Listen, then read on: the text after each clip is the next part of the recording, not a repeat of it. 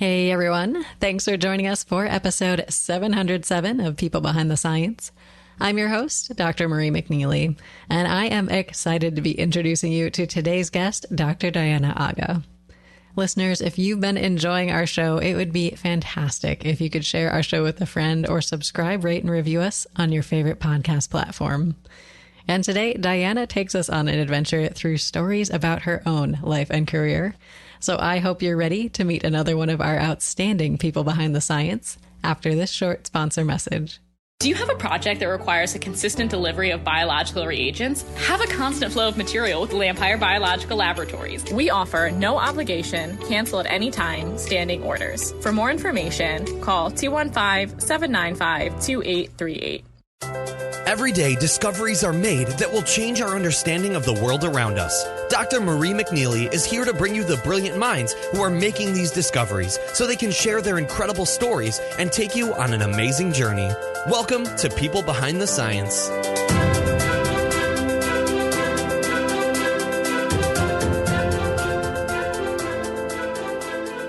Hello, everyone, and welcome to People Behind the Science.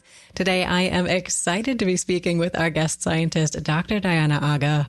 So, Diana, welcome to our show today. How are you? I'm good. Thank you, Marie, for your interest in learning about me and my research. Well, Diana, we are thrilled to have you with us today, and I'm looking forward to learning more about you and your work in our conversation.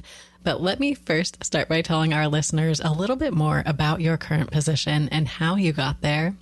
So listeners, Diana is the Henry M. Woodburn Chair and SUNY Distinguished Professor in the Department of Chemistry at the University at Buffalo. She received a bachelor's degree in agricultural chemistry from the University of the Philippines at Los Baños and her PhD in agricultural chemistry from the University of Kansas.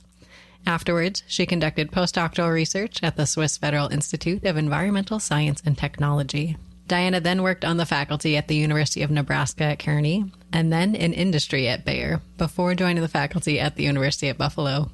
And listeners, she has received numerous awards for her research, teaching, and mentoring, including most recently the SUNY Chancellor's Award for Excellence in Scholarship and Creative Activities, the Koh Lectureship Award in Science from the Philippine-American Academy of Science and Engineering, the Jacob F. Schoellkopf Medal of the Western New York chapter of the American Chemical Society, and she was named an American Chemical Society AGRO Fellow.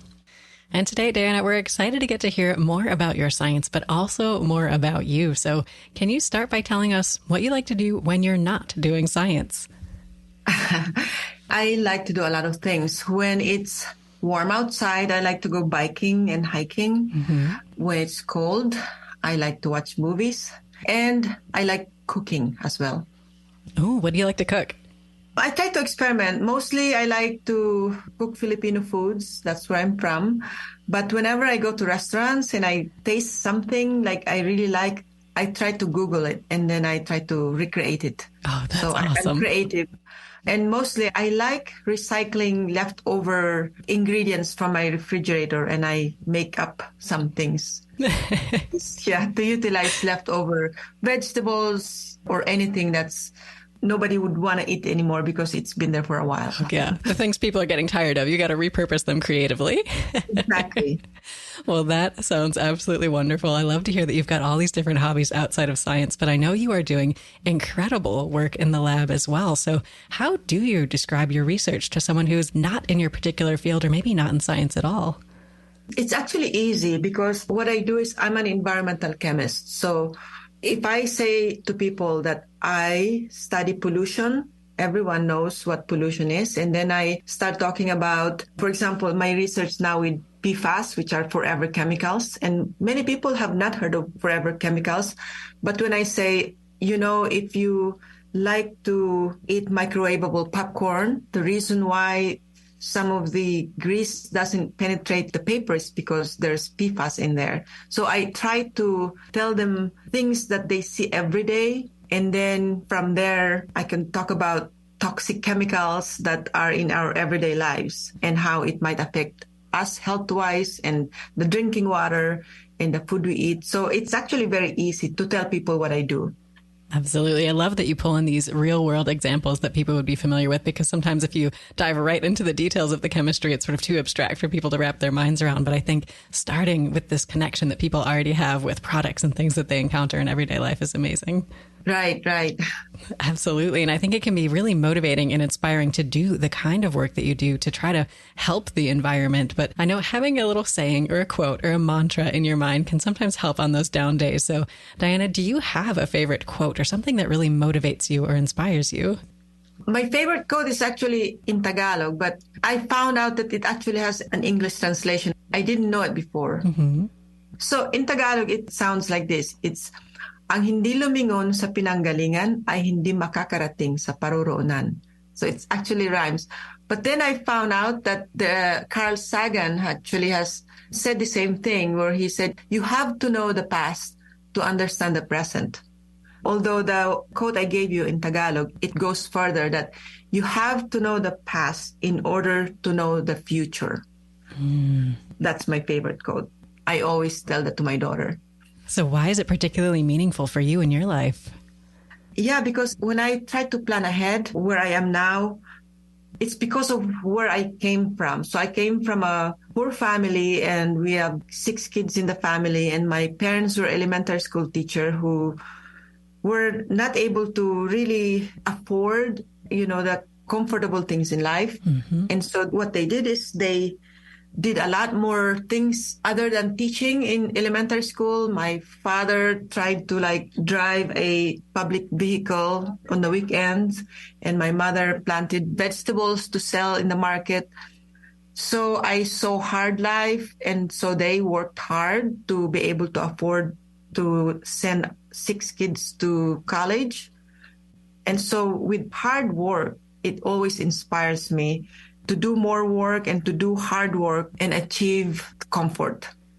Absolutely. And I think you have to take all of these things, these experiences you've had over the course of your life into consideration to know a whole person and kind of to think about where you're going to go as a person in the future. I love that. Yeah. I guess you could also say no pain, no gain. It's right. Also something I always say. I think that's a good motivator too. So now, can you tell us a little bit more about maybe some of the people who motivated, inspired you? You mentioned your parents, and it sounds like they had a tremendous impact. Can you tell us a little bit more about that? Or are there others who really pop into your mind as people who really inspired you or were role models? Yeah, it's actually my parents. So both my parents were, as I mentioned, elementary school teachers. And the earliest memories I have is in the village where I was born and raised. There were no elementary schools, and my mother tried to campaign to the government to build an elementary school in our house, because she was actually, I remember our kitchen, very small kitchen, having some of these little kids, and my mother was teaching them how to read and write. And so I didn't know this before, but later on I understood that my mother went to the mayor, to the governor, and campaigned to have this school built in our village so that the villagers can go there. I remember there's only 2 teachers teaching from grade 1 to 4. Oh, wow. And they were mixed. So one teacher was teaching 1 and 2, the other was teaching grade 3 and 4. Mm-hmm. And then later on, they would go to the town where they had to walk. So I grew up without electricity and not a lot of vehicles. So I remember my father taking us to the school outside the village in a bicycle. Oh, wow. So there are 2 kids, 3 kids in the bicycle going to the town where you can go to 5th and 6th grade. So that was my motivation for being an educator. My father also was an elementary school teacher focusing on agriculture. So he taught kids how to plant, how to raise animals, chickens and pigs.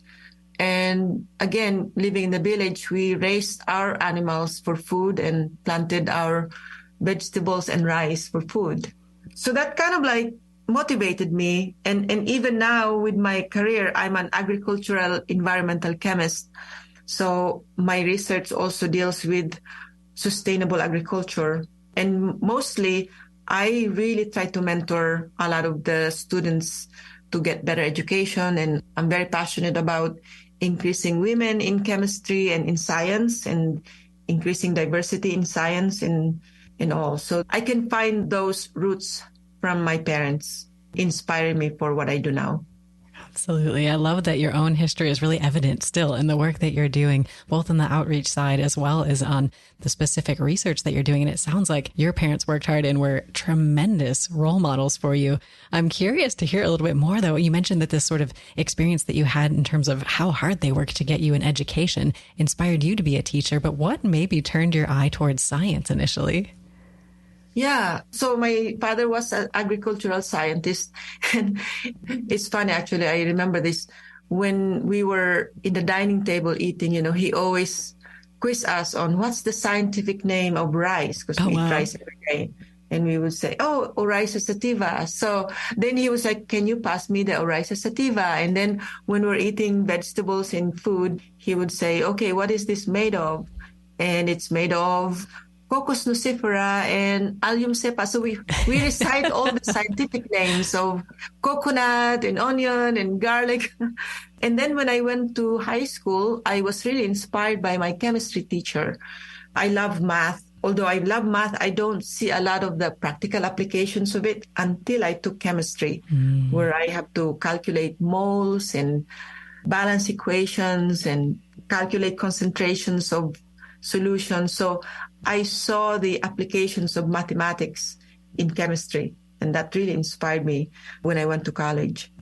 Oh, that's amazing. So, Diana, can you tell us a little bit more about what are some of the key steps then? You said you started getting excited about chemistry and went into college. What are then some of the key moments that really helped you get to where you are today?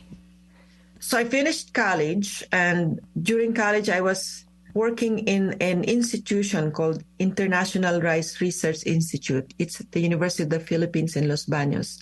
This institute is actually funded internationally, and there are many scientists there that are studying rice, the genetics of rice, because it's our number one food in the Philippines and in many Asian countries.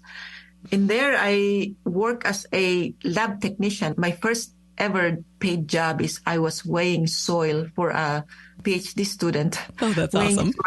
Yeah. It's like all day I would weigh soils because he was looking at metals and pesticides in soil. Mm-hmm. But then I started understanding about rice that could be resistant to flooding, resistant to drought, so that we could produce more rice without infestations. And so I started learning more about the scarcity of food and how we need to really produce more food without ruining our environment. Mm-hmm. Again, I remember growing up in my village where we didn't have electricity, so our games would be consisting of just playing hide and seek, going to the river, swimming in the river. It's all natural. Mm-hmm. And then as I moved to Manila, that's the capital, I see pollution, I see rivers that are just really dirty and black. And I felt bad for the people, for the kids who can't even swim in these rivers, where if you go back to where I come from in the villages, everything is so pristine. When I decided to go to the US to study chemistry, I decided to focus on environmental chemistry. And originally I was thinking of going back to the Philippines and, establish myself this as a researcher and a scientist.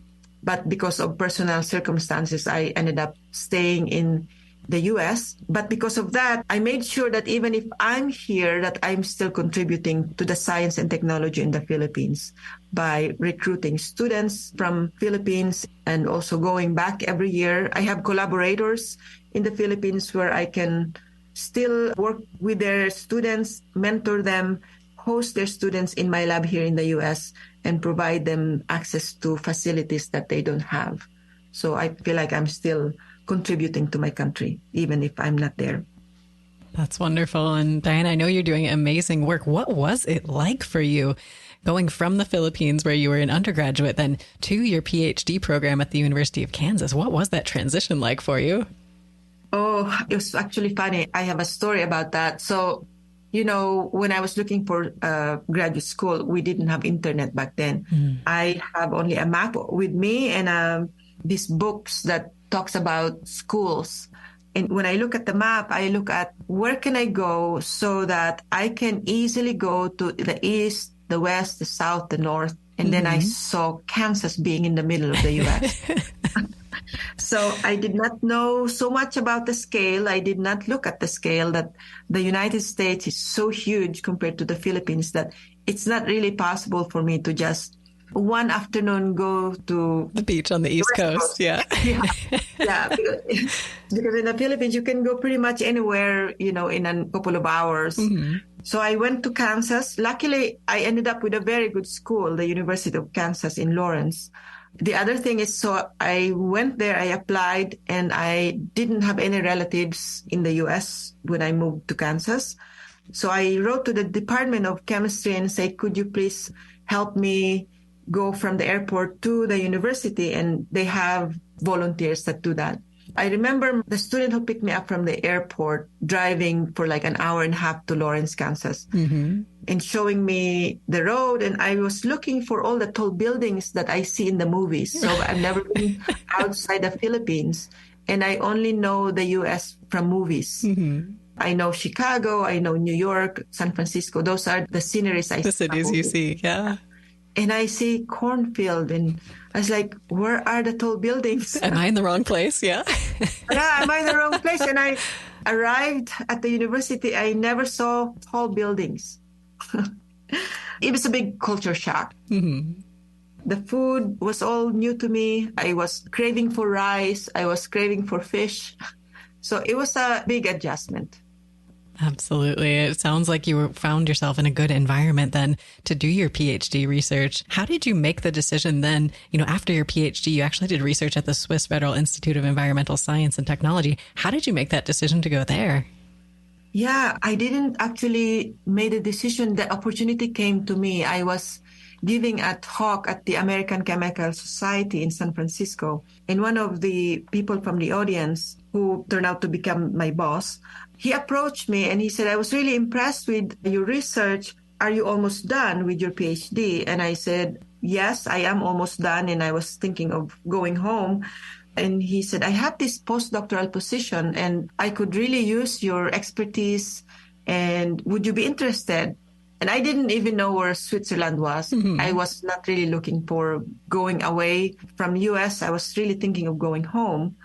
And then he said, I have this really good opportunity for you if you're interested. And he gave me his business card and I looked up his research. I looked up Switzerland and I saw all these pictures of the mountains and beautiful lakes. It's like, oh, this sounds like a good opportunity. So I said yes I didn't realize that they speak German. Right. I was like, oh my gosh, now I have to learn another language. But it was okay. I already learned English and so I could learn German. And it was the best time of my life, really. Oh, that is amazing. And then can you talk about the transition afterwards? After you did your postdoc there at the Swiss Federal Institute of Environmental Science and Technology, you came back to the U.S. What prompted that decision to take that position initially in industry before joining the University at Buffalo? Yeah. So when I was in Switzerland, sometimes I think about everything that happens to me is pure luck. It's like it just fell in my lap. I wasn't seeking for it. But then it turned out that Swiss Federal Institute of Science and Technology is like the number 1 research institution for environmental research in Europe.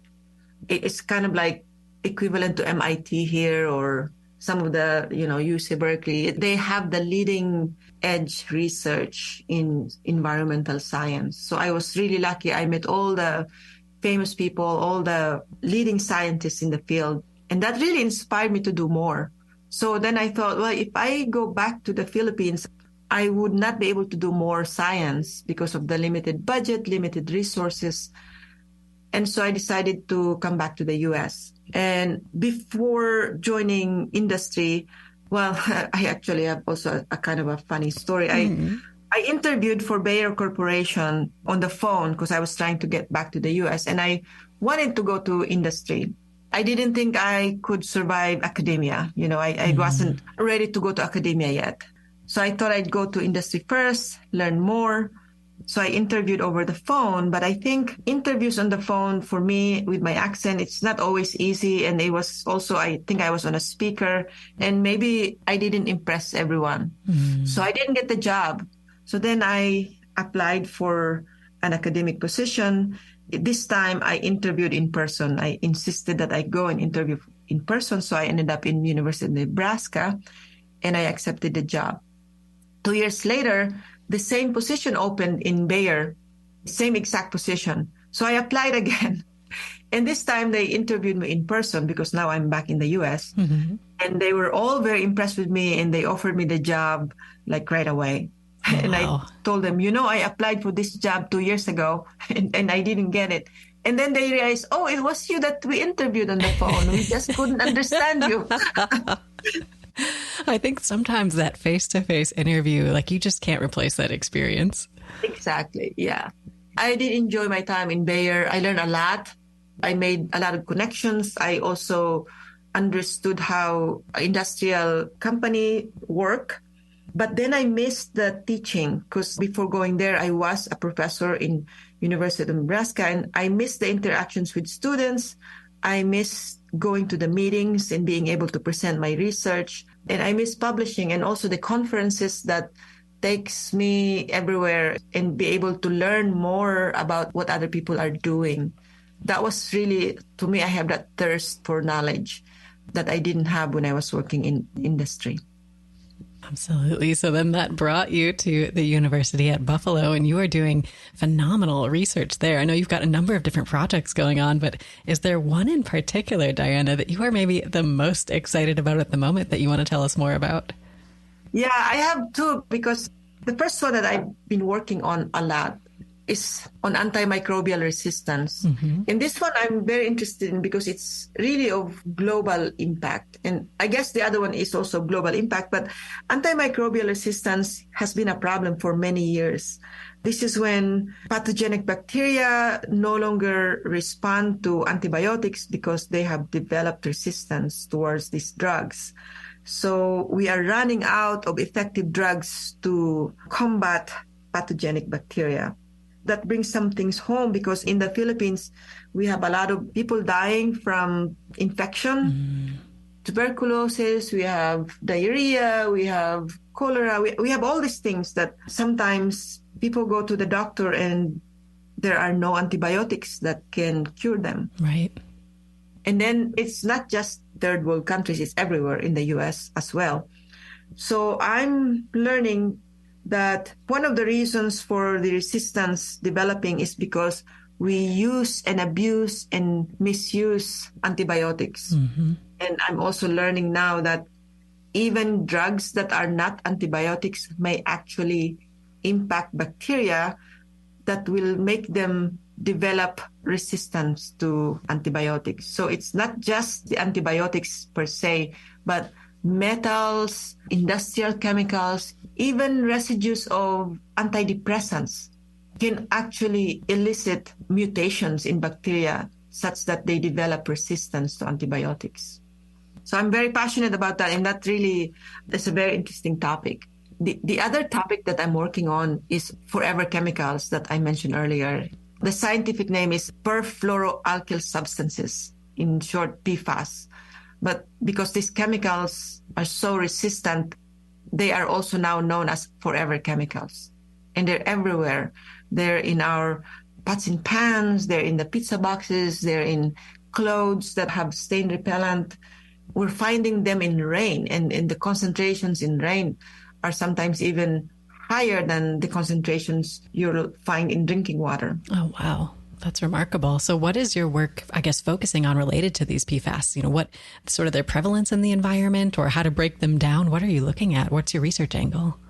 Yeah, both. So my main training is I'm an analytical chemist. So my research group focuses on developing methods to be able to identify and quantify, to measure how much there is in the environment and to figure out how they break down. And if they break down, what are the degradation products?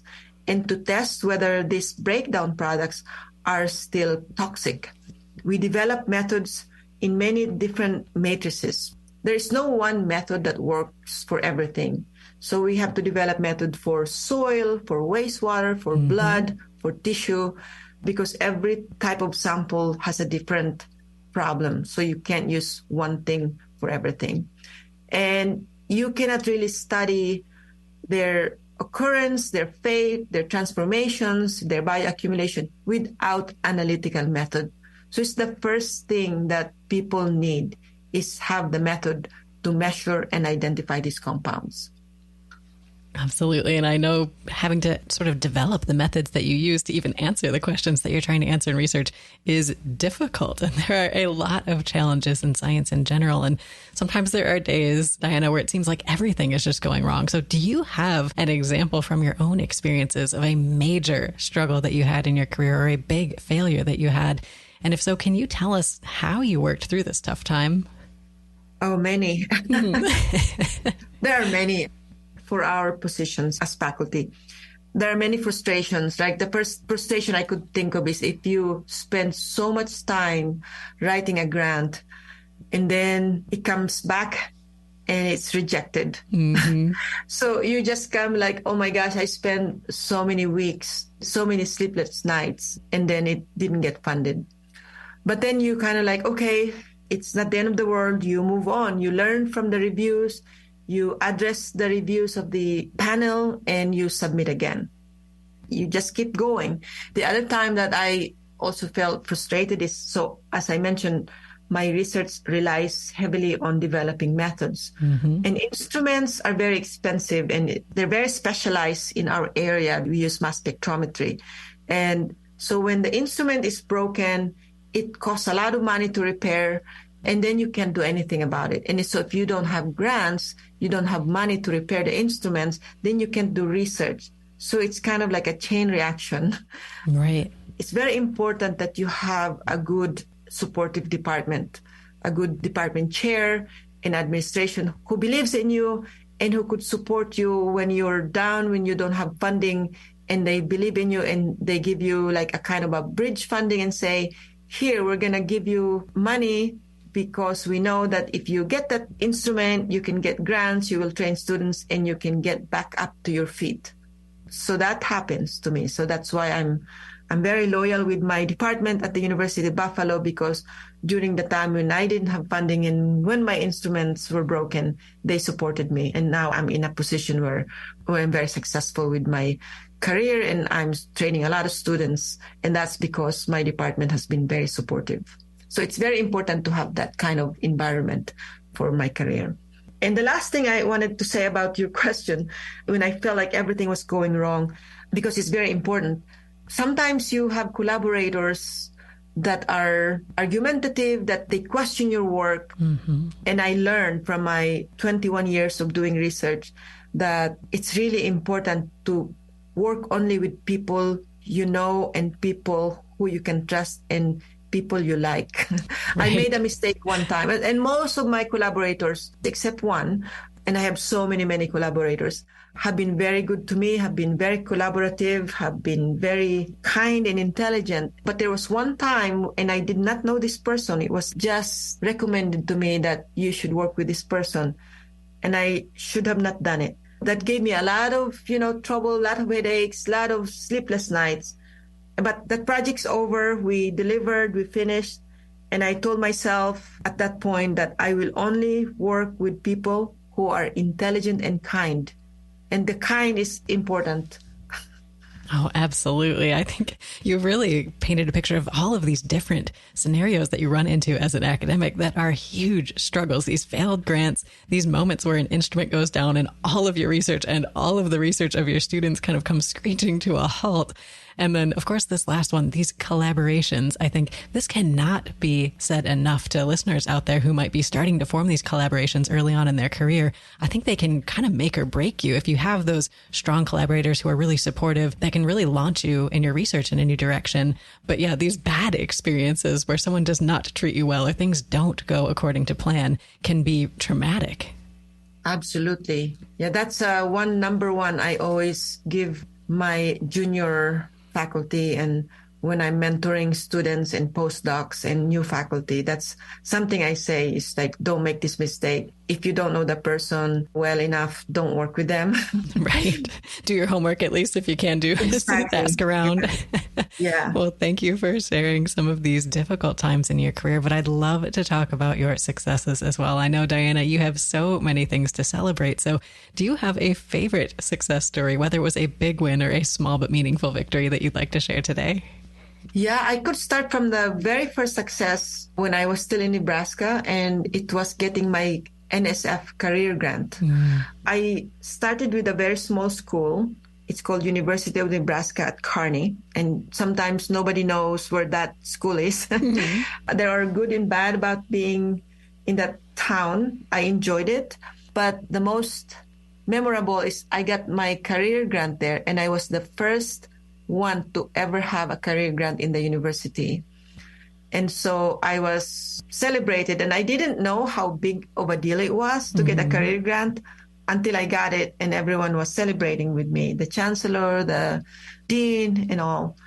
And then I also learned not only that I was the first one to get the career grant in that university, but I also learned that it's not very easy to get a career grant on your first time you submit. Oh, you got it on the first submission. That is impressive. Yeah. Congratulations. Yeah. Thank you. So I didn't know how big of a deal it was. I just know that I poured my heart in writing the grant. So that was like my first big success. And I think it also inspired me to be in academia. It's like, oh, I could do this. So I guess it was easy. And I didn't know that it wasn't easy. So actually in the second time I submitted another grant, maybe I got a little cocky. And then I didn't get the grant. So like, okay, I need to pour my heart again into writing grants. So that was my first success story. And then I've learned so many lessons writing grants with other people. But my most recent success that I'm really proud of, and it is because also, again, it's a first time submission and we got it. It's also for NSF, and it's under the program PIRE, which stands for Partnerships in International Research and Education. And we just recently got it last year. And the goal of this is to educate our students here in the U.S. and give them experience abroad, because the idea is we get a lot of international students from around the world, but our students here in the U.S. hardly has the opportunity to see what outside world is. And the thing is, especially with climate change, and this particular project deals with resilient buildings. How do we make our buildings resilient so that when we don't have power, we don't have clean water, we can still continue with our day-to-day living? So in this research, we tackle how to harvest water from the atmosphere if we are in a drought condition, how to disinfect our water and clean it so that we can make them potable when we are in a flooded environment, and how we can put these types of technologies in a building so that it satisfies building code. So it's a very kind of a futuristic kind of project addressing challenges of climate change. But in addition, we want to educate our students in terms of problems outside New York, because we are in New York, and especially in Buffalo, we don't have problems with water because we are by the Great Lakes. Right. So how can we train our students to think about drought when they don't really see it? So we bring them to other countries where they really experience drought. We bring them to countries like the Philippines where they really experience flooding because of typhoons. And we are bringing them to United Arab Emirates where there's really hot weather and there's no abundance of water. So this will be part of their education, so we can create climate-aware students. Absolutely. Well, this sounds like a really cool project, Diana. And I think seeing these environments firsthand really kind of brings it home and encourages students to pursue these areas because they see how important these problems are, not just sort of theoretically in a scientific paper, but in the real world that are affecting people every day. Yeah. Well, congratulations on these wonderful success stories that you shared. And we talked about your scientific side quite a bit, and as well, some of the things that you like to do outside of science. And I'd love to encourage our listeners to take a little break from their science every now and then and to read for fun. So, Diana, do you have a favorite book that you really enjoyed that you can recommend for our listeners today?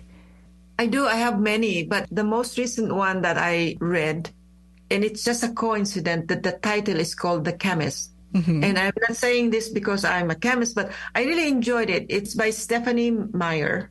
And people might know Stephanie Meyer with her Twilight saga. Yeah. But this particular book is so different from many of the books that she wrote. It's a thriller, and I like it. It kept me reading. Kept you guessing until the end. I like it. Exactly. Yeah, exactly. It also made my heart race because it was very exciting. Yeah. Oh, well, excellent recommendation. I believe you are the first to recommend this book. So we will add The Chemist to our website for our listeners to find there if they are looking for their next great read. And we talked just recently about the importance of travel in life in general and in science. I think being able to go to these places to see some of the problems that you're studying firsthand can be really powerful. And I know you've had some tremendous opportunities to travel throughout your scientific training as well as conferences and working with collaborators. So do you have a favorite place, Diana, that your science has taken you? Yeah. Well, aside from Switzerland, because I lived there for 2 years for my postdoc, it's still probably my favorite place to visit for my conferences. And you're absolutely right. It's probably my most favorite part of my job is traveling, attending conferences, meeting people around the world and learning about their culture. But my favorite place to travel is Barcelona, Spain. It's memorable for me, and I go there almost every year now. I have collaborators there, and there's conferences there that I'm part of the scientific committee. But I went to Barcelona the first time when I had an opportunity to conduct research there one summer. I think it was in 2005. I brought my student and my daughter. She turned 5 when we were there. Aww. And I was there for 3 months. It was part of my NSF grant. So, of course, during 3 months, I also have the opportunity to travel around Spain, but really to learn the culture, because you don't really learn culture when you are just as a tourist for a week. Right. But living there for 3 months, I assimilated. But it was really memorable because the culture of Spain is very similar to my Philippine culture. And that's because Philippines was actually discovered by a Spanish person, Magellan, right? So that's why the name of the Philippines is from King Philip. And I learned that many of our peculiar habits, our religion, our food is largely influenced by Spain. And so I felt so much at home when I was in Barcelona. Oh, wow. Even some of our words are Spanish. So it was really nice for me to be there. The weather is nice too. The food, there's a lot of fish. And the people are very friendly.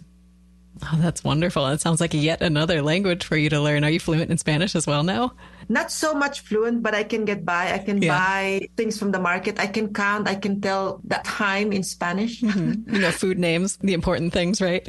Yes. And I could pronounce their names and I could roll my R. Oh, wow. See, I took many years of Spanish and still I cannot manage the R roll. I try. But this sounds like an amazing experience. And you mentioned that Switzerland is also one of the top places in your list. If you had to think about Barcelona and maybe Switzerland, are there top places that if people are able to do a quick trip there that you recommend an attraction that they go to or something that they have to see?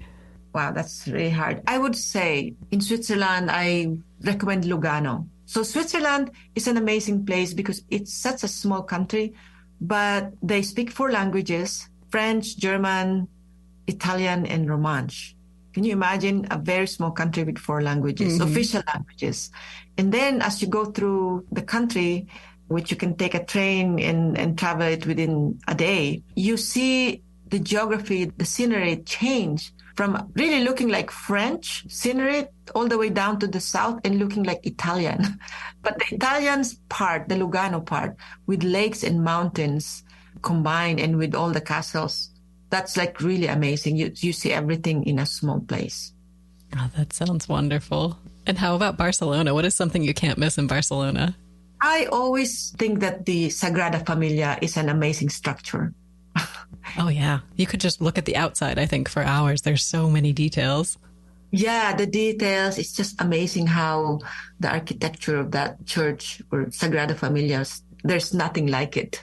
Definitely. And it sounds like you've had some wonderful opportunity to travel to see the world. And you mentioned that in particular, going to Barcelona, you were working with some amazing collaborators that you continue to work with today. And I think in science, the people are one of the maybe unknown gems of the career, right? Because I think oftentimes scientists are portrayed a certain way in the media, very serious, very critical, working by themselves in the lab.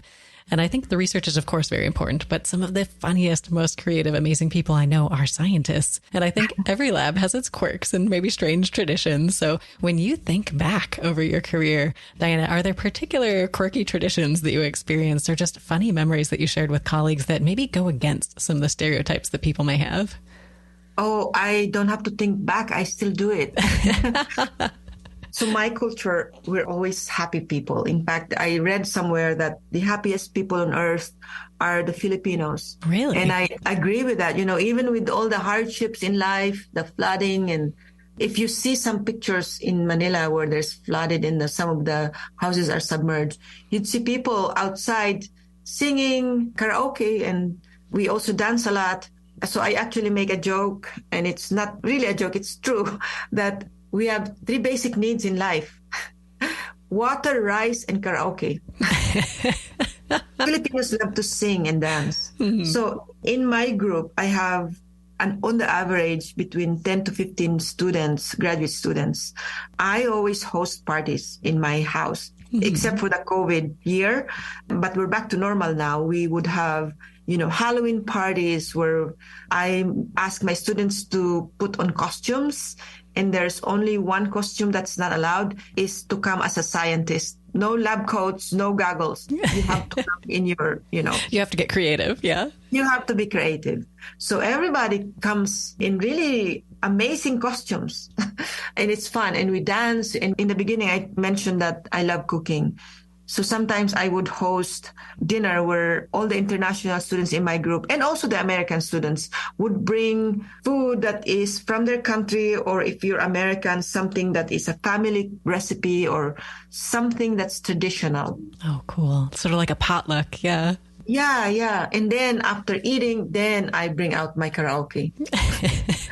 Do you have a signature karaoke song or style of music that you like? Oh, it's embarrassing. I like the Air Supply. Ooh, yes. Excellent choice. Well, do the students get into the karaoke as well? I imagine that would be an amazing time. They do. Everyone laughs. And even if you don't have good voice, we say you just have to have fun. Yeah. At the beginning of the semester too, when new students are looking for advisors. So my group is very popular because of the environmental chemistry. And they also know that I'm very good in mentoring students. I take pride in saying that even the weakest students, I could make them strong. And I've had a lot of successful students that didn't think they can make it. So I have a signature of nurturing, but still being hard. You can do both. So anyway, I get a lot of students, and sometimes I can only take 1 or 2. So I have to pick the really good ones. And I tell my students, you have to have one talent from the 3 requirements. And one is that you have to be handy, because we have to repair a lot of the instruments. Mm-hmm. You can either be handy, you can be a singer, or you can be a dancer. If you can be one of those, you're in. So most of them, they say I'm handy. Yeah. Because they don't want to sing, they don't want to dance. That's fair. That's fair. But yeah, my students really enjoy having all these parties at my house, from long days of work. Once in a while, we need that distraction. Absolutely. And it sounds like these are great opportunities to get the group together and just build that sense of community, because I think that is so important in a lab, that people are comfortable working together and helping each other answer questions, or maybe fix that one piece of equipment. You know who the handy people are because they weren't singing at the karaoke party, right? That's right. Well, it sounds like you've got a great research group there, and you are tackling some big problems in the world. So if we took away all the barriers that normally hold you back, things like funding, staff, technology, feasibility, not a problem today. Diana, what is the one research question that you would want to answer most? I wonder if we can be as productive as we are now with all the comfort we have without having to pollute the environment. Because it seems like we have gone so far I mean, everything now is comfortable, right? Right. The convenience, the ease of everything. Yeah, the convenience, but the convenience comes with pollution, with global warming, with bad things. Even I'm trying to think about food production. We need to produce a lot of food because of the growing population. But with the modern agriculture, we have to use pesticides. We have to use more fertilizers. You have to use antibiotics so that we can prevent diseases spread in animals. But then we end up having these pesticides contaminating our water or killing insects or contaminating the people that apply them that end up being sick or developing cancer, or having all these fertilizers that end up in our surface water that create algal blooms, or having all these antibiotics that are needed to prevent the spread of diseases in livestock. But then we end up having this antibiotic resistance that creates superbugs. So can we ever have the convenience that we have now and also produce the food that we need without the deleterious effects? That's the big question. I think this is a huge challenge going forward, especially thinking towards the future. How will we be able to support the people on the planet, advance our society while protecting the environment and ensuring it's still there for future generations? Right, yeah. And, as a chemist, there are other kinds of chemists, right? There are the synthetic chemists, the medicinal chemists who create the polymers that we need, the chemicals that we need for the drugs that we need. So we need them. I'm not saying, we should stop making the chemicals, but then can we create sustainable chemicals that do the job? And then after they do the job, they're gone. We don't need to have them lingering in the environment. Absolutely. I think this is a really interesting area of research and a huge global problem that everyone needs to be thinking about going forward. So I appreciate you walking us through that dream research question today. And I'd love it to end with advice, Diana. We've covered a lot of ground in our conversation, but is there one piece of advice that somebody gave you at some point in your life that you can pass on to our listeners today? I have an advice from one of my mentors that I also give to my daughter, but I also made up my own advice to my daughter. So I'm going to give you two. Is that okay? Absolutely. The advice that I got from my mentor, which is the opposite of what we were told before, is mix pleasure with business. They say don't mix pleasure with business. But actually, I always mix my business and pleasure because when I travel for work, I travel for work and I work a lot. I work hard. So when going to conferences, I always try to spend a little time to look at the city, find a good restaurant, go to a show after a hard work of mingling with professors, with researchers, just need to relax. So that's what I do. And it keeps me sane. It keeps me interested with my work. It keeps me inspired. And it's always productive to really learn people as well. So that's what I learned from my former mentor, to not only do business. Some people are really serious. I've been to meetings and conferences where after the meeting, the people just go to their rooms and do some work. Right. Work on their next grant. Yeah. Yeah, exactly. I can do that. The other advice that I have given to my daughter, who is now in college, I said, to enjoy your career, there are 3 requirements. One is that you pick a career that you enjoy. Then the second is you pick a career that will pay well, enough to support you, not to really make you rich, but enough to support your needs and support your life and support the things that you like to do. And the third one, it has to be legal. So those are the 3 things that are requirement for having a career. I think that is great advice. And I think absolutely it's important to take that number 2 into consideration. And I think this is something that can be a challenge in science because people look at even just the training timeline for science. We're like, okay, you're going to be a grad student for X number of years, then you've got to do your postdoc and X, Y, Z. And so there's a fair period where you don't feel like in every case that you're being paid well enough to meet your needs. So what advice do you have for people who are maybe thinking about this or maybe weighing it when thinking about careers in science? Yeah. So I also thought that before, that especially in academia, you always start lower than industry. In fact, when I was in a assistant professor level, my graduate students go to industry and they get paid more than I was getting as an assistant professor. Right. But being in the university actually gives you a lot of other opportunities aside from the salary that you get from the university. You get consulting jobs. You also get asked to be in panels and they provide you stipend. When you write grants, you also get some summer salary, and then you get funding to support your travel. So there's a lot of intangibles. And then as you move up the ladder, you can actually get paid just as much as you would be paid in industry. And yet you are doing a lot of enjoyable things that professors like to do, doing research, not having the direct supervisor that tells you what to do, because you can be very creative and do the research that you enjoy the most. Unlike in industry, there are specific tasks. The nature of the industry is that's what you need to do. But in academia, the research interest is limitless. And again, as I've been in the university for more than 20 years now, and I'm satisfied with my salary, with my work, with the other intangibles that I get. I mean, I'm living in a good house and I can afford a child and I can travel. So at some point, the salary in the university becomes really equivalent to what you would get when you are in industry or other positions. So patience is key. You will have the time. You will get the salary you deserve, I would say. Absolutely. And I think you brought up a lot of great points, just kind of having the freedom to work on the things that you're most excited about, these sort of intangible benefits, travel, other things that really do make the career worthwhile and are things that are definitely worth staying around for trainees who might be struggling in that grad school or postdoc phase.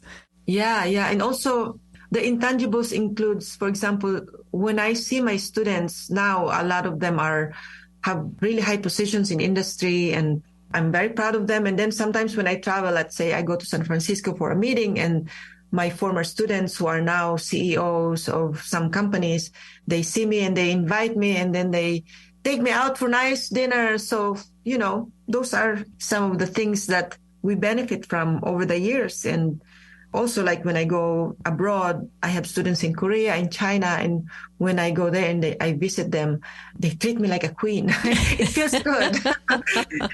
It feels really good to have that. And those you can't count them as money. Mm-hmm. It's some of the things that we should not underestimate. Absolutely. These aspects that really enrich your life, having this network of scientists or sort of like a scientific family around the world that you can always visit when you're traveling. I love it. Well, Diana, is there any other last piece of advice or a last note of inspiration you would like to end our conversation on today? Not really. I just say follow what makes you happy and not have money as the driving force. That is a wonderful note to end on. Diana, we appreciate you joining us for our conversation today. If listeners want to learn more about you and the great work that you're doing there, what is the best way for them to do so? They could search my name or look at the AGA Laboratory for Environmental Research and Testing at the University of Buffalo. And they will find a lot about the papers we published and some details on the many different kinds of research that my students are doing. Excellent. Well, listeners, definitely take a moment to learn more about the fantastic research going on in Diana's laboratory. And Diana, we appreciate you joining us on the show today. Thank you again so much for your time. Thank you, Marie. I really enjoyed speaking with you. It's nice to talk about some of the things that I don't normally talk about my life, not just research. Absolutely. It was a pleasure to learn more about all of these different facets of your life and to learn more about the amazing work you're doing as well. So we appreciate you joining us. And listeners, it's been phenomenal to have you here as well. We hope to see you again on our next episode of People Behind the Science.